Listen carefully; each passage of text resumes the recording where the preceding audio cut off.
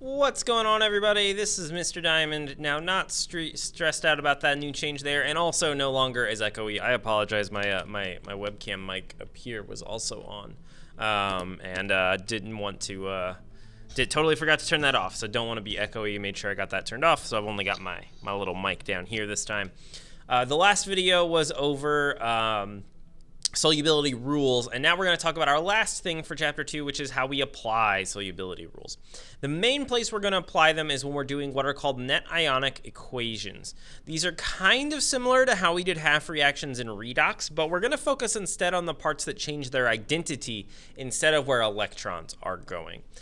They're useful when you're dealing with double replacement reactions to determine if a reaction happens. You might remember in Gen Chem that single replacement was the only time we had a choice of saying no reaction, but there's actually not just the only time that you can have that happen. You can actually have it occur in other reactions, specifically in double replacement. We just assumed they always happened, but in real life, that's not actually going to be the case.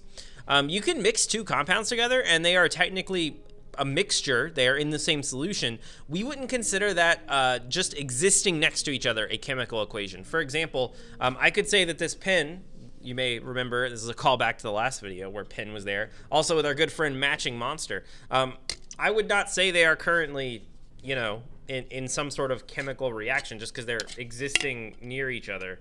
I could drop it inside of there, but that's not going to do much. This is not a chemical reaction. So in order to get a chemical reaction, you actually need something to happen other than just existing near each other. So when we dig deeper into double replacements, we can actually identify them as no reaction.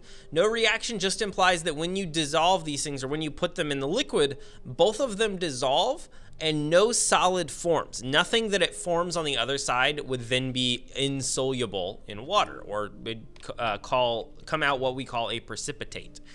So as a reminder, aqueous solutions are what we call substances that are dissolved in water. So when you dissolve NaCl into water, you get Na plus and Cl minus that are aqueous. They are dissolved in the water. So how will we figure out if something is aqueous or not? Well, that's where we use the solubility rules.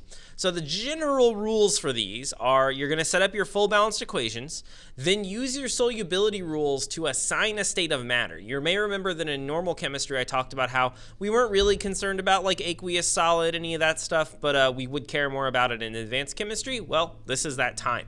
And instead of you having to just be given it in the question, it's actually going to ask you to figure it out. If I put this in water, will it dissolve or will it stay a solid?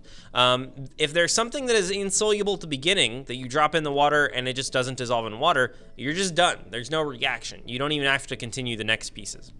If there is a reaction, you're going to rewrite the equation, but you're going to separate every aqueous substance into its individual ions. Again, think like NaCl would split into Na plus and Cl minus. And because NaCl is soluble, by rule 1, Na is in the first column. Because it's soluble, the NaCl will be aqueous, and it will split into Na plus aqueous, Cl minus aqueous. They're both going to be aqueous.